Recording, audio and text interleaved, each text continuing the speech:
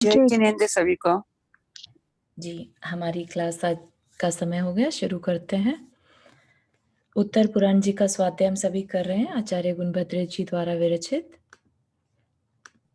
मंगलम भगवान वीरो मंगलम गौतमो गणी मंगलम कुंद कुंदाद्यो जैन धर्मोस्तु मंगलम।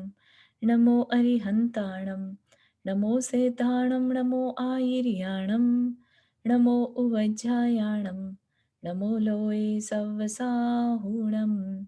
पंच परमेष्ठी भगवान की जय। अगले 45 मिनट के लिए सभी प्रकार के पापों का त्याग करके सभी 9 बार नमोकार मंत्र पढ़ लें।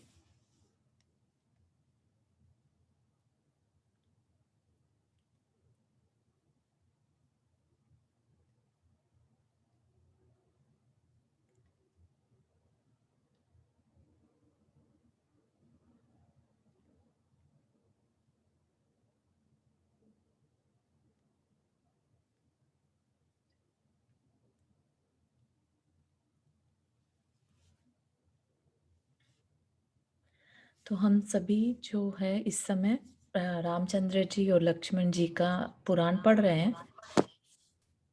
जी जी।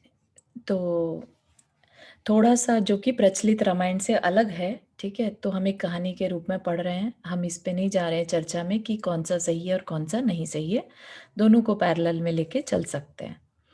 तो हम कहाँ तक पहुँचे थे कि राम और लक्ष्मण जो हैं वो बनारस में जाकर रहने लगे, है ना।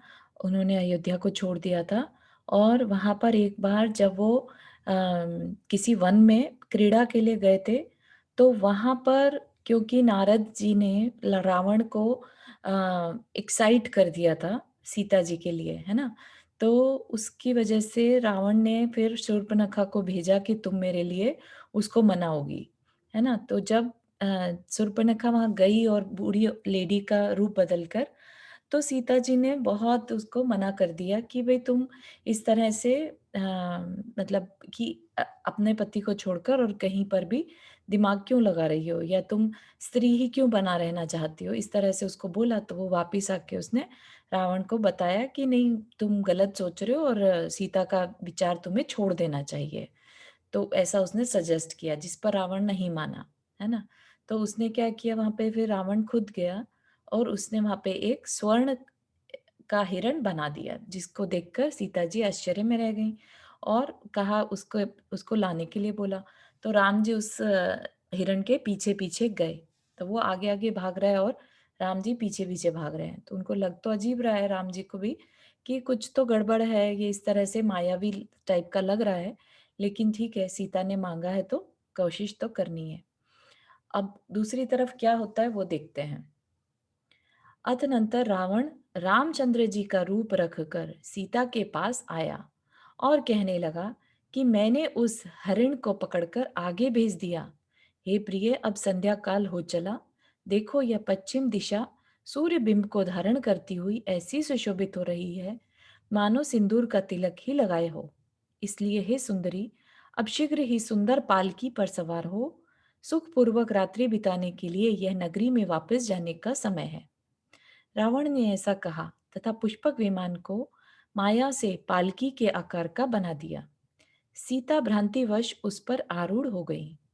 सीता को व्यामोह उत्पन्न करते हुए रावण ने अपने आप को ऐसा दिखाया मानो घोड़े पर सवार पृथ्वी पर रामचंद्र जी चल रहे हों। मतलब कि उसको एकदम इल्यूजन टाइप का क्रिएट कर दिया रावण ने। ये दिखा रहा था कि जैसे रामचंद्र जी उसके साथ साथ चल रहे हैं। इस प्रकार मायाचार में निपुण पापी रावण उपाय द्वारा पतिव्रताओं में अग्रगामिनी श्रेष्ठ सीता को सर्पिणी के समान अपनी मृत्यु के लिए ले गया। कैसे, मतलब जैसे सांप काट ले तो मरण हो जाता है, ऐसे ही वो सीता उसके लिए सर्पिणी के समान थी और उसे वो अपनी मृत्यु के लिए साथ ले गया। क्रम क्रम से लंका पहुंचकर उसने सीता को एक वन के बीच उतारा और शीघ्र ही माया दूर कर उसके लाने का क्रम सूचित किया। तो अब अपनी जो माया थी उसकी वो हटा दी और अब रियल में आ गया। जिस प्रकार कोई आचार्य अपनी शिष्य परंपरा के लिए किसी गूढ़ अर्थ को बहुत देर बाद प्रकट करता है, उसी प्रकार उसने उसने मतलब रावण ने इंद्र नीलमणि के समान कांति वाला अपना शरीर बहुत देर बाद सीता को दिखलाया। उसे देखते ही राजपुत्री सीता भय से, लज्जा से और रामचंद्र के विरह से उत्पन्न शोक से तीव्र दुख का प्रतिकार करने वाली मूर्छा को प्राप्त हो गई। शीलवती पतिव्रता स्त्री के स्पर्श से मेरी आकाशगामिनी विद्या शीघ्र ही नष्ट हो जाएगी, इस भय से उसने सीता का स्वयं स्पर्श नहीं किया, किंतु चतुर विद्याधरियों को बुलाकर यह आदेश दिया कि तुम लोग शीतल जल तथा हवा आदि से इसकी मूर्छा दूर करो। जब उन विद्याधरियों के अनेक उपायों से सीता की मूर्छा दूर हुई, तब शंका से व्याकुल हृदय होती हुई वह उनसे पूछने लगी कि आप लोग कौन हैं और यह प्रदेश कौन है। इसके उत्तर में विद्याधरियां कहने लगी कि हम लोग विद्याधरियां हैं, मतलब जो विद्यार्थ पर्वत पे विद्यार्थ पर्वत पे विद्याधर रहते हैं, लेकिन ये वाला जो है लंका में है ना, द्वीप में एक लंका है और वहां पर विद्याधर और विद्याधरियां रहती हैं। यह मनोहर लंकापुरी है। यह 3 खंड के स्वामी राजा रावण का वन है। इस संसार में आपके समान कोई दूसरी स्त्री पुण्यशालिनी नहीं है, क्योंकि जिस प्रकार इंद्राणी ने इंद्र को, सुभद्रा ने भरत चक्रवर्ती को और श्रीमती ने वज्रजंग को अपना पति बनाया था, उसी प्रकार आप भी इस रावण को अपना पति बना रही हैं। आप सौभाग्य से महालक्ष्मी के धारक रावण की स्वामिनी हो जाओ। इस प्रकार विद्याधरियों के कहने पर सीता बहुत ही दुखी हुई। उसका मन दीन हो गया। वह कहने लगी कि क्या इंद्राणी आदि स्त्रियां अपना शील भंग कर इंद्र आदि पतियों को प्राप्त हुई थी? ऐसी कौन सी स्त्रियां हैं जो प्राणों से भी अधिक अपने गुणों को लक्ष्मी के बदले बेच देती हों? रावण 3 खंड का स्वामी हो, चाहे 6 खंड का स्वामी हो, और चाहे समस्त लोक का स्वामी हो, यदि वह मेरे आभूषण स्वरूप शील का खंडन करने वाला है, तो मुझे उससे क्या प्रयोजन? सज्जनों को प्राण प्यारे नहीं, किंतु गुण प्राणों से भी अधिक प्राणी प्रिय होते हैं। मैं प्राण देकर अपने इन गुण रूपी प्राणों की रक्षा करूंगी, जीवन की नहीं। यह नश्वर शरीर भले ही नष्ट हो जाए, परंतु कुलाचलों का अनुकरण करने वाला मेरा शरीर कभी नष्ट नहीं हो सकता। इस प्रकार प्रति उत्तर मतलब उनका आंसर करके, उत्तमशील व्रत को धारण करने वाली सीता ने मन में विचार किया और यह नियम ले लिया कि जब तक रामचंद्र जी की कुशलता का समाचार नहीं सुन लूंगी, तब तक न बोलूंगी और न भोजन ही करूंगी। वैधव्यपना प्रकट न हो, इस विचार से जिसने अपने शरीर पर थोड़े से ही आभूषण रख छोड़े थे, मतलब कि ऐसा बोलते हैं ना, जैसे चूड़ियां है ना, मांग टीका वगैरह, जो भी, जो वैधव्यपना प्रकट न हो, इस विचार से थोड़े से आभूषण रख के बाकी सब दूर कर दिए। ऐसी सीता वहां संसार की दशा का विचार करती हुई रहने लगी। उसी समय लंका में उसे नष्ट करने वाले यमराज के किंकरों के समान भय उत्पन्न करने वाले अनेक उत्पात सब और होने लगे। तो अपने आप से ही उत्पात होने लगे, मतलब जो निमित्त हैं वैसे वाले एक चिन्ह हो जैसे प्रकट होने लगे कि कुछ गड़बड़ होने वाली है। जिस प्रकार यज्ञशाला में बधे हुए बकरा के समीप हरी घास उत्पन्न हो, उसी प्रकार रावण की आयुधशाला में काल चक्र के समान चक्र रत्न प्रकट हुआ। विद्याधरों का राजा रावण उसके उत्पन्न होने का फल नहीं जानता था। उसे यह नहीं मालूम था कि इससे हमारा ही घात होगा, है ना। प्रतिनारायण का घात उसी के अपने चक्र से होता है। अतः जिसके आरोह का समूह देदीप्यमान हो रहा है, ऐसे उस महाचक्र ने उसे बहुत भारी संतोष उत्पन्न किया। तदनंतर मंत्रियों ने उसे समझाया कि रामचंद्र होनहार बलभद्र है और उनका छोटा भाई लक्ष्मण नारायण होने वाला है। इस समय उन दोनों का प्रताप बढ़ रहा है और दोनों ही महान अभ्युदय के सन्मुख हैं। सीता शीलवती स्त्री है, यह जीते जी तुम्हारी नहीं होगी। शीलवान पुरुष का तिरस्कार इसी लोक में फल दे देता है। इसके सिवाय नगर में अशुभ की सूचना देने वाले बहुत भारी उत्पात भी हो रहे हैं। इसलिए दोनों लोक में अहित करने एवं युगांत तक अपयश बढ़ाने वाले इस कुकार्य को उसके पहले ही शीघ्र छोड़ दो, जब तक कि यह बात सर्वत्र प्रसिद्धि को प्राप्त हो, है ना, कि किसी और को पता चले, इससे पहले ही तुम ये कार्य छोड़ दो। लेकिन वो नहीं मानता, है ना। इस प्रकार मंत्रियों ने युक्ति से भरे वचन रावण से कहे।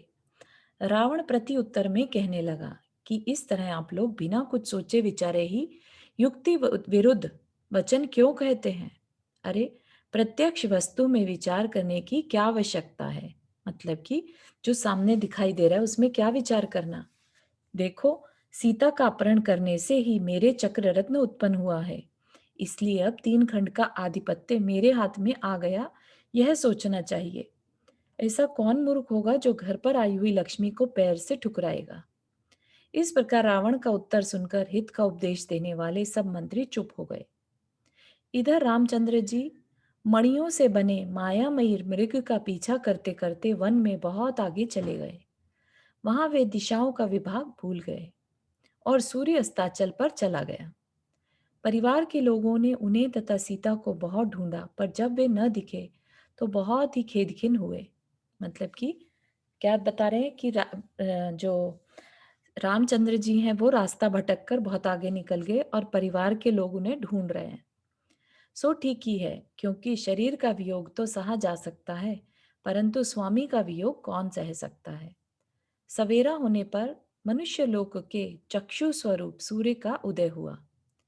तो शाम के समय ढूंढ रहे थे तो कोई नहीं मिला उन्हें। सुबह हुई, सूरज निकल आया, रोशनी हो गई। अंधकार मानो भय से भाग गया। कमलों के समूह फूल उठे। रात्रि के कारण परस्पर द्वेष रखने वाले चकवा चकवियों के युगल हर्ष से मिलने लगे, और जिस प्रकार अर्थ निर्दोष शब्द के साथ संयोग को प्राप्त होता है, अथवा सूर्य दिन के साथ आ मिलता है, उसी प्रकार जानकी वल्लभ रामचंद्र जी परिवार के लोगों के साथ आ मिले। परिजन को देखकर राजा रामचंद्र जी ने बड़ी व्यग्रता से पूछा कि हमारी प्रिया सीता कहाँ है? परिजन ने उत्तर दिया, हे देव, हम लोगों ने न आपको देखा है और न देवी को देखा है। देवी तो छाया के समान आपके पास ही थी, अतः आप ही जाने की कहाँ गई। इस प्रकार परिजन के वचनों से प्रवेश पाकर क्षण भर के लिए मन को मोहित करती हुई सीता की सपत्नी के समान मूर्छा ने रामचंद्र को पकड़ लिया, अर्थात उन्हें मूर्छा आ गई। तदनंतर सीता को सखी के समान शीत उपचार की क्रिया ने राजा रामचंद्र को मूर्छा से जुदा किया, और सीता कहाँ है ऐसा कहते हुए वे प्रबुद्ध सचेत हो गए। मतलब क्या कि रामचंद्र जी को जब पता चला सीता नहीं है यहाँ पर, तो उन्हें मूर्छा आ गई, मतलब वो बेहोश हो गए, है ना। और जैसे सीता का उपचार किया था वैसा ही उपचार रामचंद्र जी का किया, जिससे उन्हें मूर्छा तो चली गई, और उठते साथ ही उन्होंने कहा सीता कहाँ है। परिजन के समस्त लोगों ने सीता को प्रत्येक वृक्ष के नीचे खोजा, पर कहीं भी पता नहीं चला। हाँ, किसी वंश की झाड़ी में उसके उत्तरीय वस्त्र का एक टुकड़ा फटकर लग रहा था। परिजन के लोगों ने उसे लाकर रामचंद्र जी को सौंप दिया। उसे देखकर वे कहने लगे कि यह तो सीता का उत्तरीय वस्त्र है, यहाँ कैसे आया? थोड़ी ही देर में रामचंद्र जी उसका सब रहस्य समझ गए। उनका हृदय शोक से व्याकुल हो गया और वे छोटे भाई के साथ चिंता करते हुए वहीं बैठे रहे। उसी समय संभ्रम से भरा एक दूत राजा दशरथ के पास से आकर उनके पास पहुंचा। मतलब कि राजा दशरथ का एक दूत उनके पास उस समय आया और मस्तक झुकाकर इस प्रकार कार्य का निवेदन करने लगा। क्या कहा उसने? उसने कहा कि आज महाराज दशरथ ने स्वप्न देखा है कि राहु रोहिणी को हरकर दूसरे आकाश में चला गया, और उसके विरह में चंद्रमा अकेला ही वन में इधर उधर भ्रमण कर रहा है। तो एक तरह से हाँ, दशरथ को थोड़ा सा आगाह हो गया था कि कुछ गड़बड़ हुई है। स्वप्न देखने के बाद ही महाराज ने पुरोहित से पूछा कि इस स्वप्न का क्या फल है। पुरोहित ने उत्तर दिया कि आज मायावी रावण सीता को हरकर ले गया है, और स्वामी रामचंद्र उसे खोजने के लिए शोक से आकुल हो वन में स्वयं भ्रमण कर रहे हैं। दूत के मुख से यह समाचार स्पष्ट रूप से शीघ्र ही उनके पास भेज दिया जाना चाहिए। इस प्रकार पुरोहित ने महाराज से कहा, और महाराज की आज्ञा अनुसार मैं यहाँ आया हूँ। इस ऐसा कह दूत ने जिसमें पत्र रखा हुआ था ऐसा पिटारा रामचंद्र के सामने रख दिया।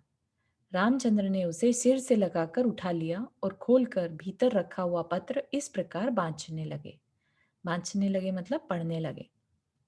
तो उसमें लिखा था, इधर लक्ष्मी संपन्न अयोध्या नगर से लक्ष्मी वानों के स्वामी महाराज दशरथ प्रेम से फैलाई हुई अपनी दोनों भुजाओं के द्वारा अपने प्रिय पुत्रों का आलिंगन कर तथा उनके शरीर की कुशल वार्ता पूछकर यह आज्ञा देते हैं कि यहाँ से दक्षिण दिशा की ओर समुद्र के बीच में स्थित 56 महाद्वीप विद्यमान है, जो चक्रवर्ती के अनुगामी है, अर्थात उन सब में चक्रवर्ती का शासन चलता है।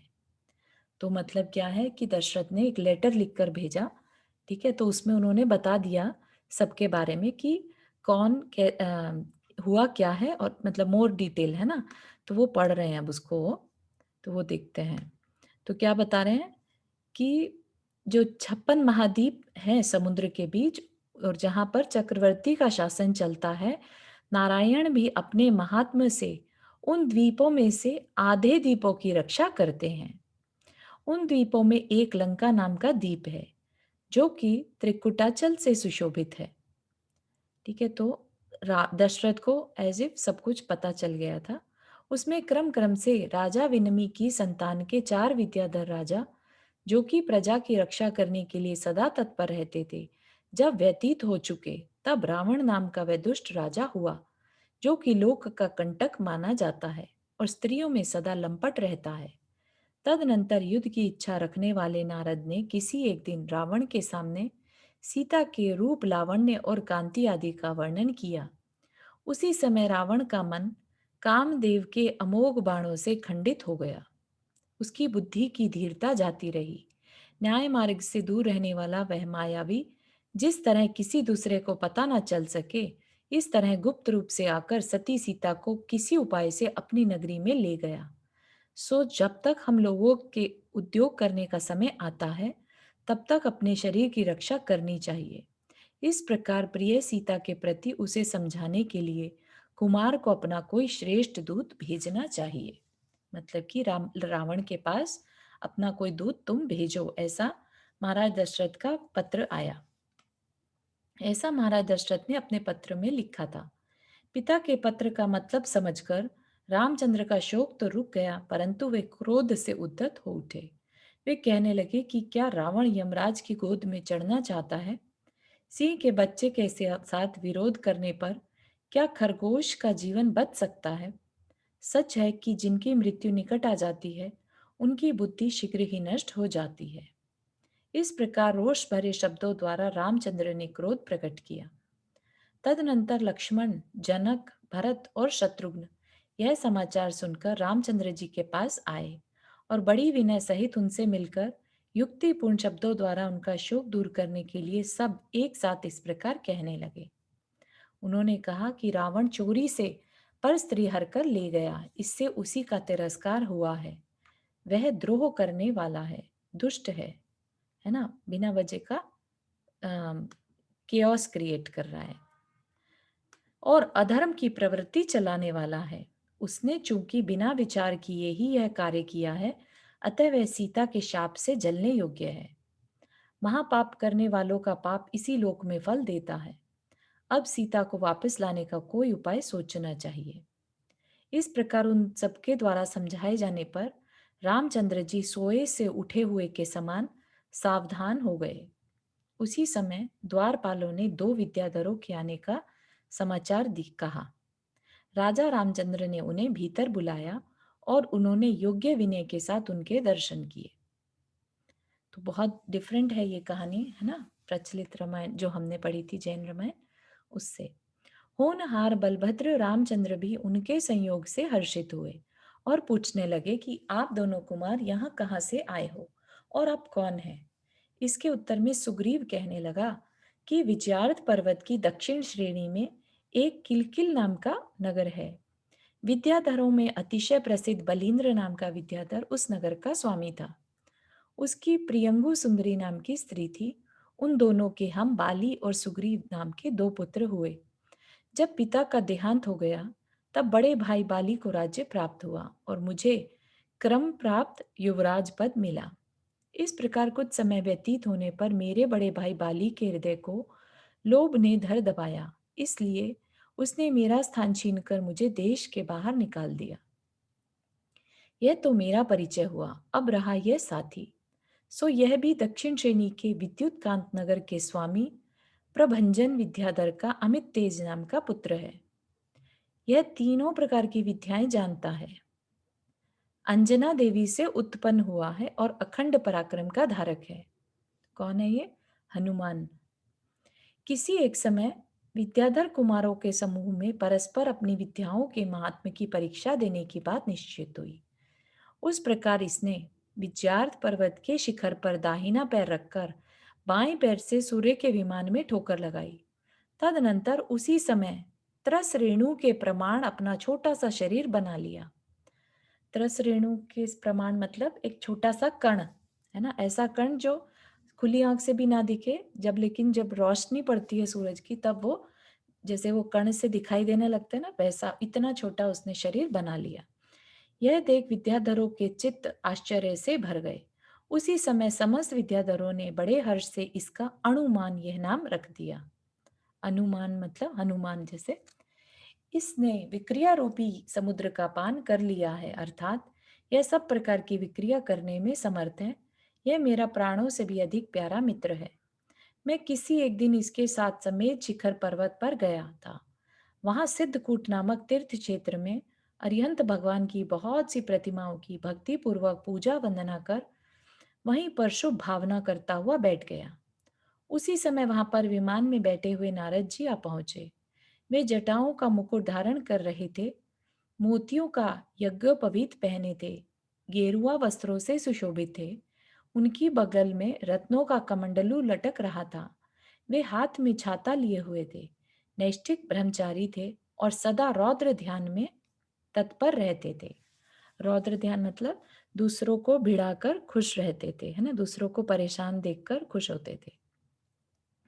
उन्होंने आकाश में उतरकर पहले तो जिन मंदिरों की प्रदक्षिणा दी, फिर जिनेन्द्र भगवान का स्तवन किया और तदनंतर वे एकांत स्थान में बैठ गए। मैंने उनके पास जाकर पूछा कि हे मुने, क्या कभी मुझे अपना पद भी प्राप्त हो सकेगा? मतलब सुग्रीव ने पूछा, है ना, क्योंकि उनने देश से निकाल दिया था, तो बोल रहे कि क्या कभी मुझे अपना पद भी प्राप्त हो सकेगा? इसके उत्तर में उन्होंने कहा कि राम और लक्ष्मण का बहुत ही शीघ्र आधे भरतखंड का स्वामीपन प्रकट होने वाला है। यदि तू उनके दूत का कार्य कर देगा तो उन दोनों के द्वारा तेरा मनोरथ सिद्ध हो जाएगा। उन्हें दूत भेजने का कार्य यूं आ पड़ा है कि राम की स्त्री वन में विहार कर रही थी, उसे रावण छल पूर्वक हर कर ले गया।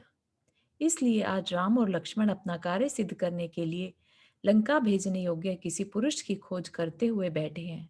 इस प्रकार नारद के वचन सुनकर हे देव, बड़े संतोष से हम दोनों आपके पास आए हैं। दोनों विद्याधरों के उक्त वचन सुनकर राम लक्ष्मण ने उनका उचित सत्कार किया। तदनंतर प्रभंजन के पुत्र अणुमान यानी हनुमान ने प्रार्थना की कि यदि आपकी आज्ञा हो तो मैं सीता देवी के स्थान की खोज करूं। हे राजन, देवी को विश्वास उत्पन्न कराने के लिए आप कोई चिन्ह बतलाइए।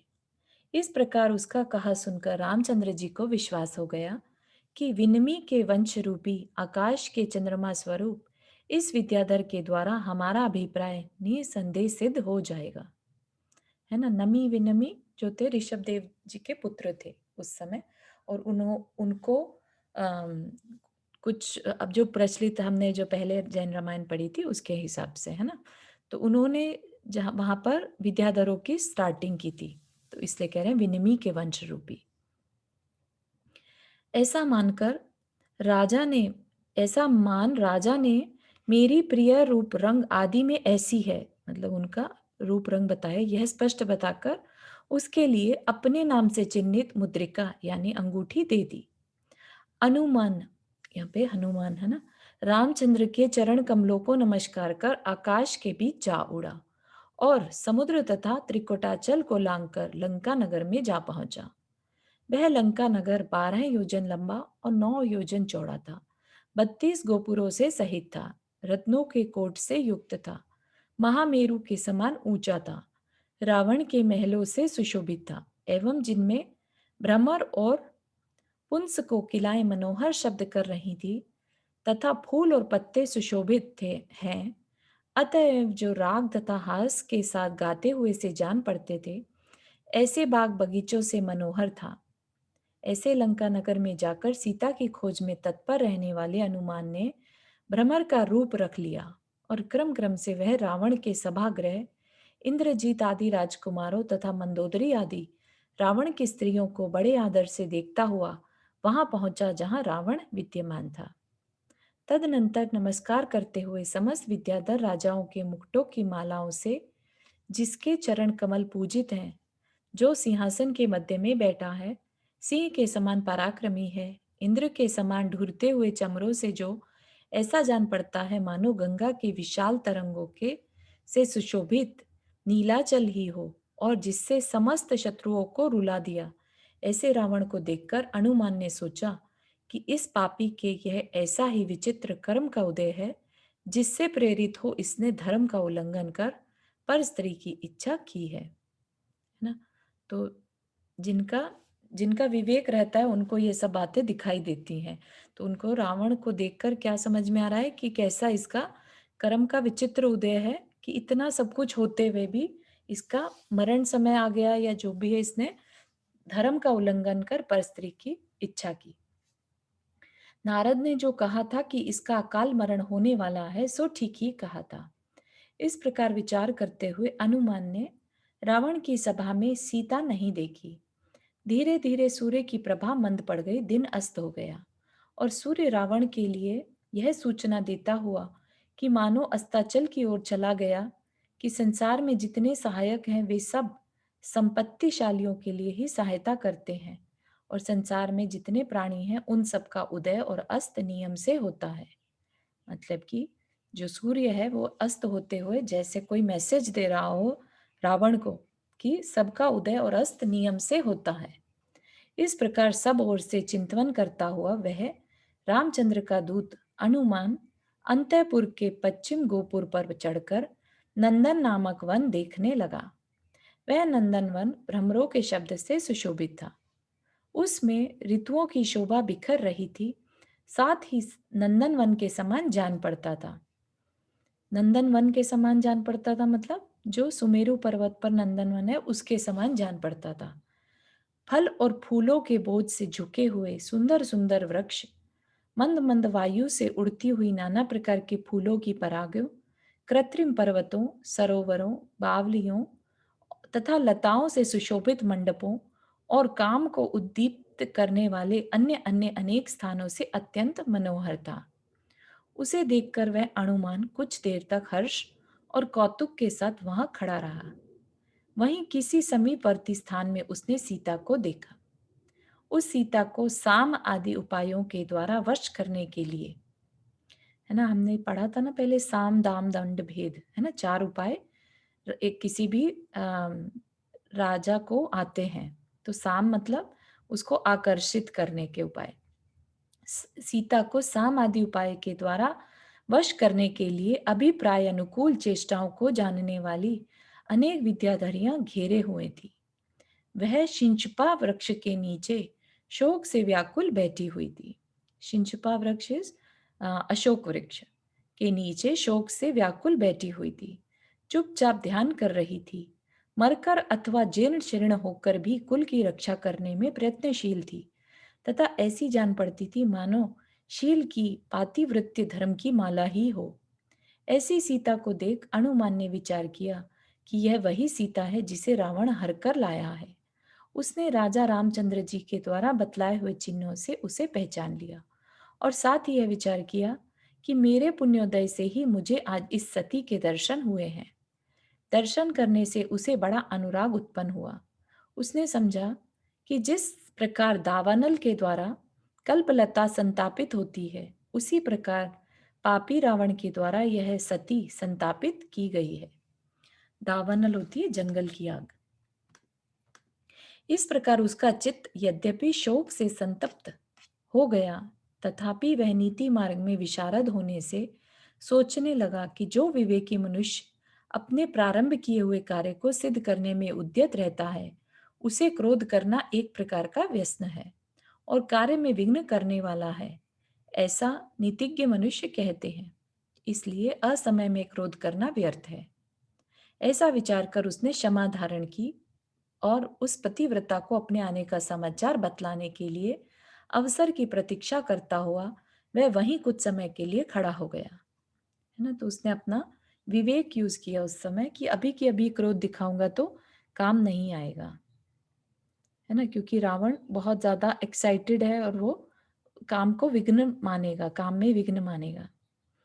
उसी समय चंद्रमा का उदय हो गया और वह उदयाचल के शिखर पर चूड़ामणि के समान सुशोभित होने लगा।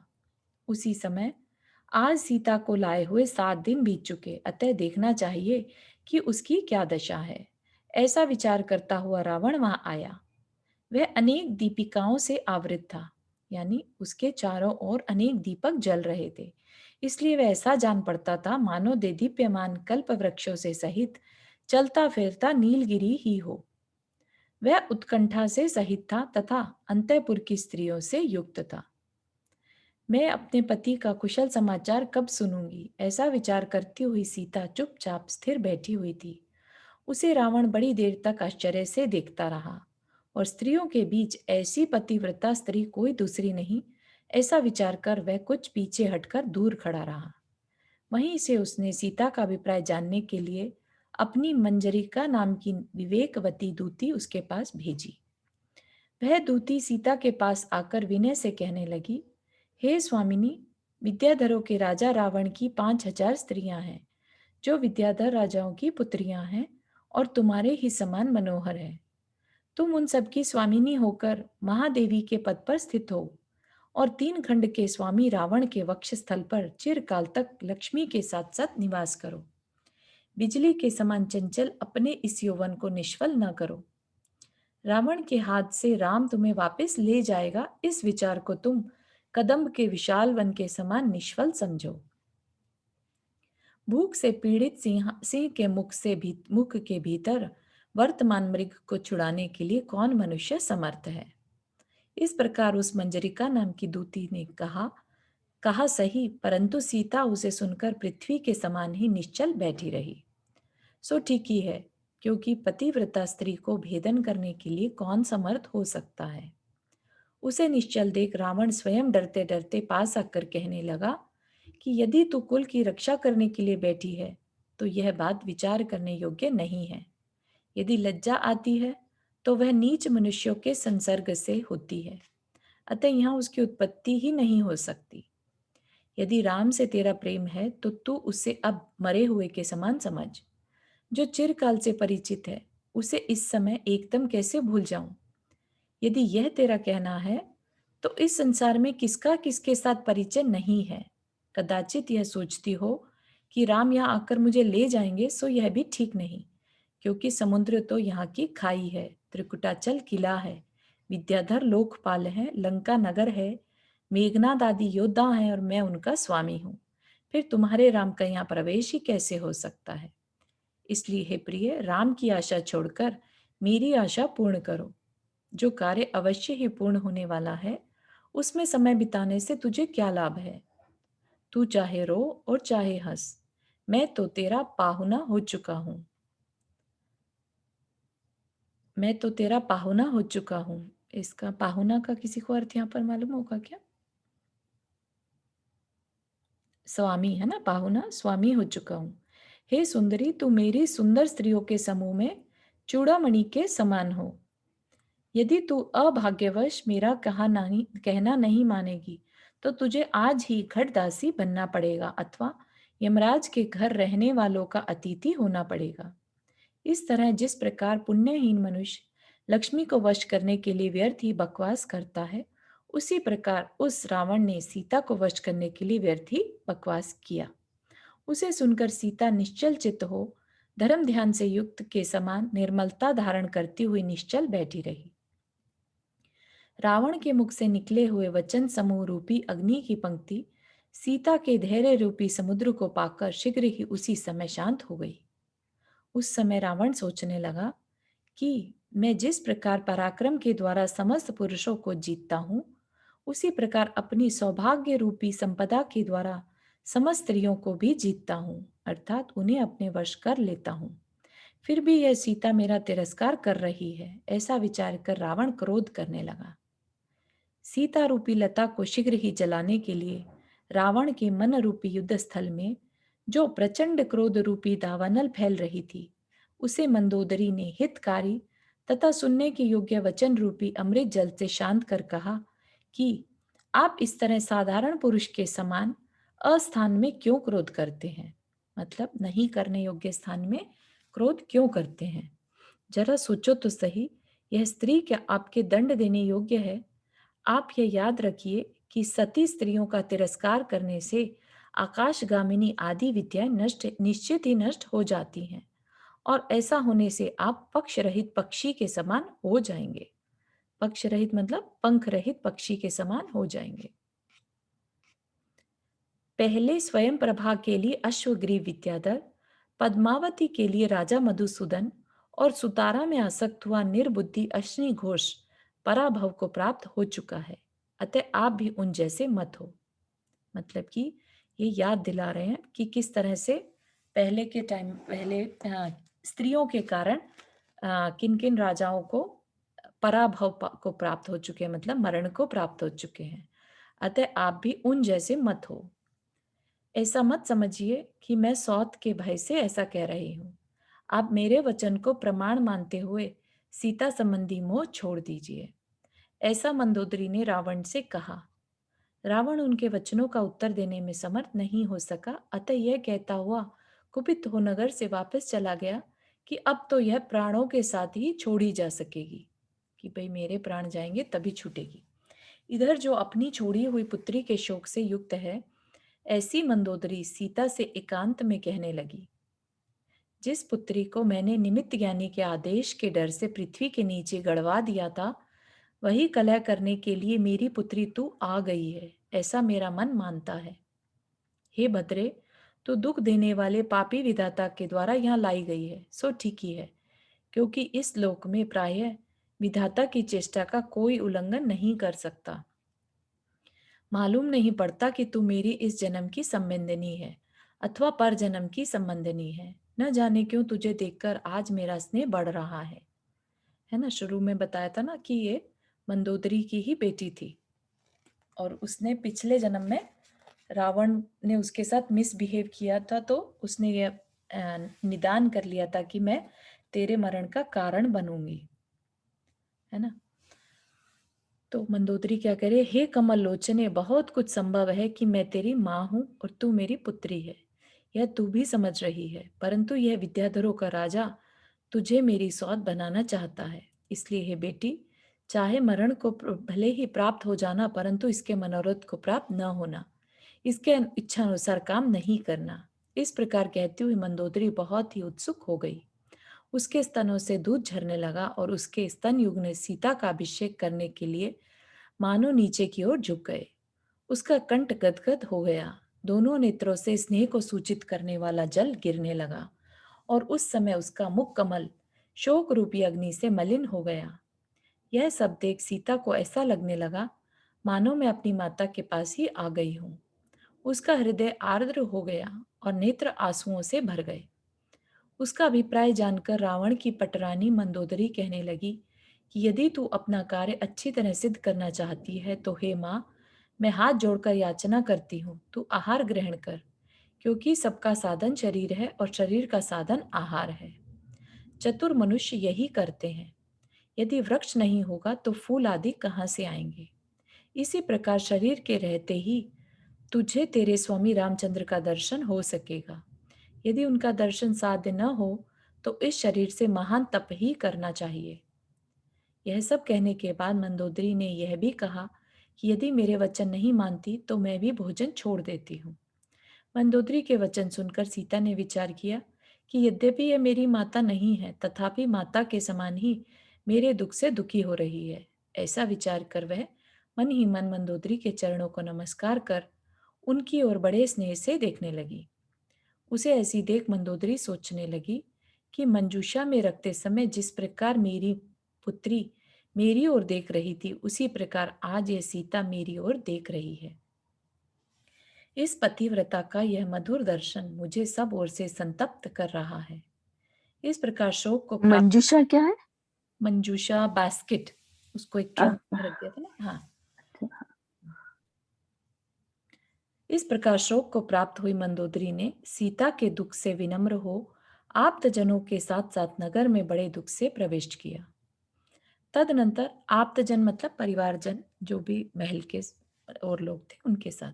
तदनंतर उसी शिंशपा वृक्ष पर बैठे हुए दूत अनुमान ने प्लवग नामक विद्या के द्वारा अपना बंदर जैसा रूप बना लिया और वन की रक्षा करने वाले पुरुषों को निद्रा से युक्त कर वह स्वयं सीता देवी के आगे जाकर खड़ा हुआ।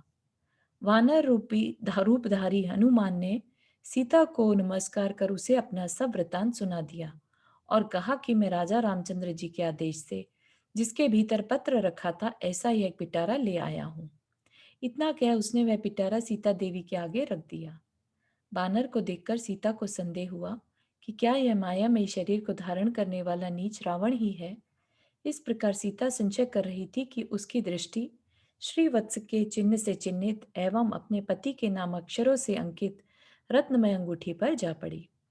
उसे देखकर वह फिर भी संशय करने लगी कि मुझे तो ऐसा जान पड़ता है यह दुष्ट रावण की ही माया है। क्या है यह कौन जाने, परंतु यह पत्र तो उन्हीं का है और मेरे भाग्य से ही यहाँ आया है। ऐसा सोचकर उसने पत्र पर लगी हुई मुहर तोड़कर पत्र बांचा। पत्र बांचते ही उसका शोक नष्ट हो गया। वह स्नेहपूर्ण दृष्टि से देखकर कहने लगी कि तूने मुझे जीवित रखा है, अतः मेरे पिता के पद पर अधिष्ठित है, मेरे पिता के समान है। जब सीता ने उक्त वचन कहे तब पवन पुत्र हनुमान ने अपने कान ढककर उत्तर दिया, हे माता, आप मेरे स्वामी की महादेवी हैं, इस पर अन्य कल्पना न कीजिए। हे पतिव्रते, यद्यपि तुम्हें आज ही ले जाने की मेरी शक्ति है, तथापि स्वामी की आज्ञा नहीं है। राजा रामचंद्र जी स्वयं ही आकर रावण को मारेंगे और उसकी लक्ष्मी के साथ साथ तुम्हें ले जाएंगे। उस साहसपूर्ण कार्य से उनकी कीर्ति तीनों लोक में व्याप्त होकर रहेगी। अतः शरीर धारण करने के लिए आहार ग्रहण करो। हे भगवती, आहार ग्रहण करने में क्या दोष है? राजा रामचंद्र के साथ तुम्हारा समागम शीघ्र ही हो जाएगा। इस प्रकार जब हनुमान ने कहा तब सीता ने उदासीनता छोड़कर शीघ्र ही शरीर की स्थिति के लिए आहार ग्रहण करना स्वीकार कर लिया और उस समय के योग्य कार्यों को कहने में कुशल सीता ने उस दूत को शीघ्र ही विदा कर दिया। दूत हनुमान भी सीता के चरण कमलों को नमस्कार कर सूर्योदय के समय चला और अपने आगमन की प्रतीक्षा करने वाले रामचंद्र के समीप शीघ्र ही पहुंच गया। उसने पहुंचते ही पहले अपने मुख कमल की प्रसन्नता से रामचंद्र जी को कार्य सिद्धि की सूचना दी, फिर उन्हें प्रणाम किया। स्वामी रामचंद्र जी ने उन्हें अच्छी तरह आलिंगन कर आसन पर बैठने के लिए कहा। जब वे हर्षपूर्वक आसन पर बैठ गए तब रामचंद्र ने उससे पूछा कि क्या मेरी प्रिया देखी है। उत्तर में हनुमान ने रामचंद्र को प्रीति उत्पन्न करने वाले उत्कृष्ट वचन विस्तार से कहे। ठीक है, तो आज का हम यहीं तक रख सकते हैं क्योंकि बहुत ज्यादा विषय हो चुका है अपना।